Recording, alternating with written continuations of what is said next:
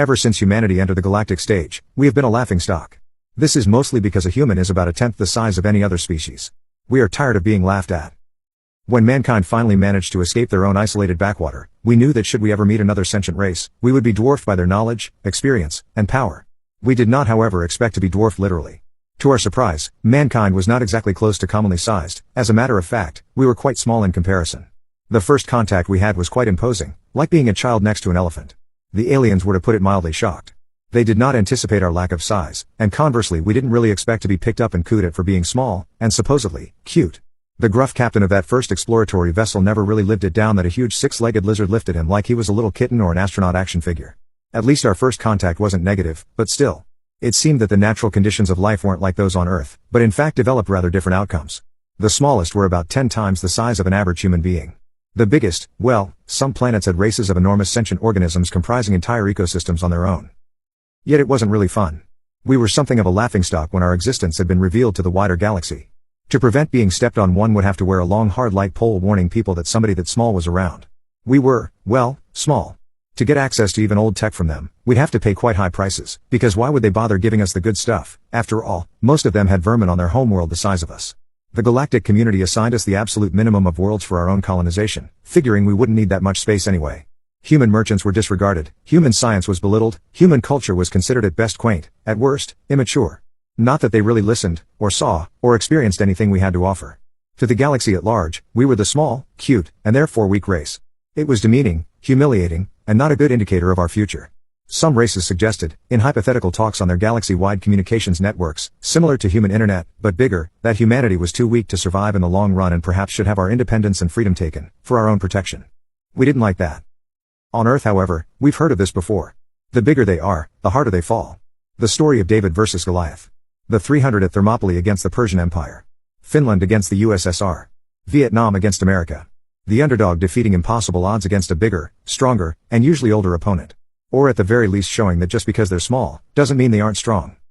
Humanity is not a race of cute, tiny people. We are a race forged from thousands of years of destructive and horrible war. And yet we were ridiculed. Even though in sheer warlike nature, we were greater than any other race. Peaceful, orderly, and harmonious governments, both democratic, monarchical, theocratic, and others, that was the norm for most of history for other races. Because, as Sun Tzu said, if you know the enemy, and you know yourself, you shall not fear defeat in 100 battles, and knowledge was easy to get. Humans don't like being treated like children, but we are damned good at exploiting it when we could. Asking really nicely for complete versions the histories of other races, nobody batted an eye. But we did when we found how peaceful they had been. They did not really do war as such, when they were bigger races, as they needed to work together a lot earlier in order to escape malfusion disasters on their worlds, and go into space. We had a lot more time to get really damned good at being bastards. And at Avalon 5, one of our half-dozen colonies, we needed that. When another race had petitioned to be allowed to seize the planet, and relocate the human colonists there to an area the size of Belgium, the colonists weren't happy. Humanity as a whole was still disjointed, but the colonists were smart. The aliens didn't expect us to sneak into their ships at night while they slept, our small feet not making even the barest of sounds, as we like rats dug our way into their walls. The colonists hid there, and at night, they would come out, sabotaging equipment, cutting wires, contaminating medicine, activate their communication devices and playing loud and rather gross alien pornography, waking the aliens throughout the night. The aliens did not consider the possibility that it had been the relocated colonists getting vengeance. They complained to their homeworlds, getting more supplies, and yet there would still be failures, damages, sudden changes in temperature, atmospheric pressure, and the destruction of prized personal items. Eventually, the aliens, dejected by their constant failures, their giant crops failing, abandoned their colony, never the wiser. But we learned. And some humans considered that our first strike for our place in amongst the stars. The first colonial guards of Avalon 5 would after those days, proudly wear the mark of a stylized rat as their symbol. And yet it was inevitable, that eventually, resources would get scarcer. Humanity managed, for a while, not to lose territory, and keep what we had.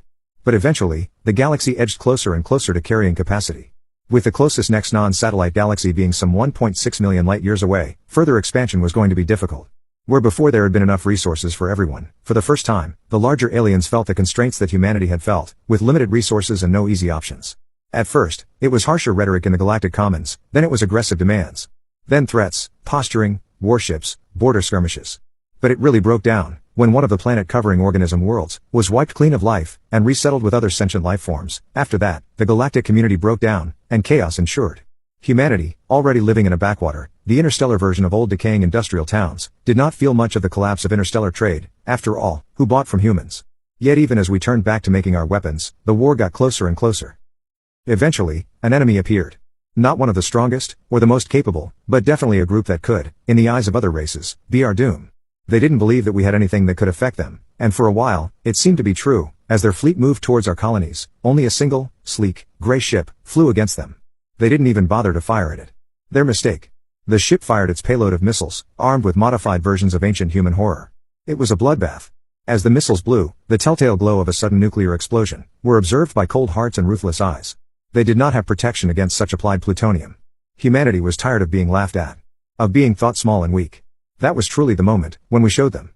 Humanity, angry, scared, and not entirely sure on their future in a galaxy at war, sent out thousands of small fast bombers, designed to drop their payloads, and with one fell swoop, cleanse a planet, destroy fleets, and those who had thought us beneath their notice. Even without the warheads, we were becoming feared.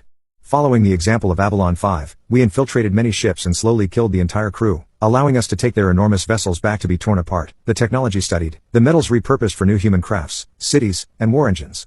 We changed from the laughingstock, to be feared everywhere. Aliens said that you wouldn't know that you had an infestation of humans before they had poisoned your food, killed your crew, and disabled your long-range communications.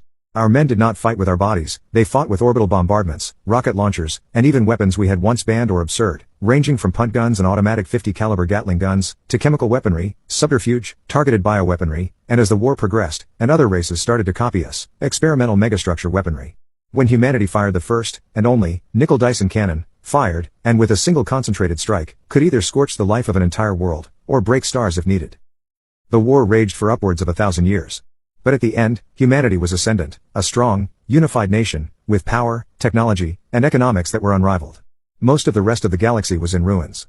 The other races, the other winners of the galaxy-wide war, gave humanity a wide berth, fearing them as much as they had once ridiculed them. Where once humanity had to give space for others, humans preserved as many sentients as possible on preservation worlds, or allowing the few that would collaborate to have their own small empires. Where once humanity had been considered small, now mankind had grown greater than all others.